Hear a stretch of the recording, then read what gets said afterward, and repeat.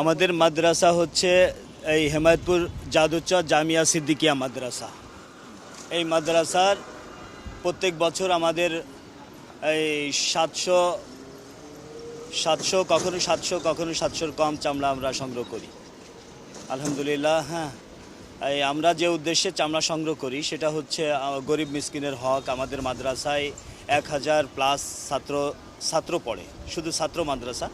আর বাকি এই অন্যান্য যে মাদ্রাসাগুলো আছে আমাদের ওগুলাতে আমরা কখনো কালেকশন করি না। শুধু এই ছাত্র মাদ্রাসায় আমাদের 1000+ ছাত্রদের ভিতরে আপনার ওই প্রায় 30% স্টুডেন্ট ওরা লিল্লাহ অর্থাৎ ফ্রিতে সারা বছর লেখাপড়া করে।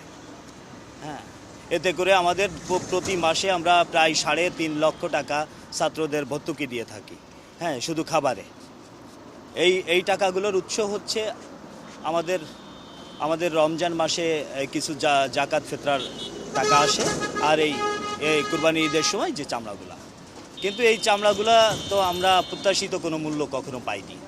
হ্যাঁ, এই যে আমি প্রায় 15 বছর ধরে এই কওমি মাদ্রাসার সাথে আছি।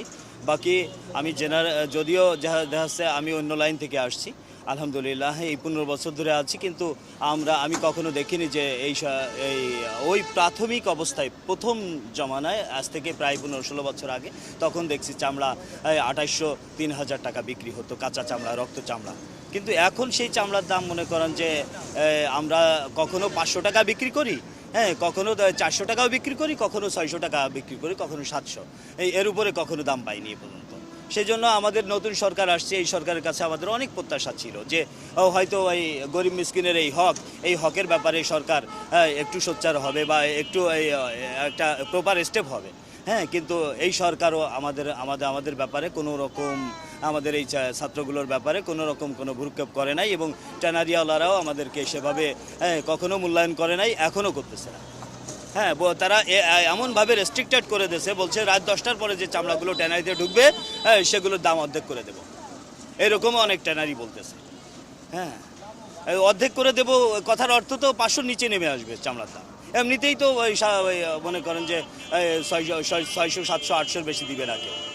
হ্যাঁ, সেই জন্য আপনাদের কাছে আমাদের একটাই এই সরকারের কাছে দাবি যে এই সরকার কেন আমাদের এই গরিব মিসকিন এই ছাত্রগুলা যারা অর্ধ বেতন বা এই পরিপূর্ণ ফ্রিতে যারা মাদ্রাসায় লেখাপড়া করতেছে, এদের ব্যাপারে কেন এই সরকার ন্যূনতম কোনো সিম্পাথি কেন দেখাচ্ছে না।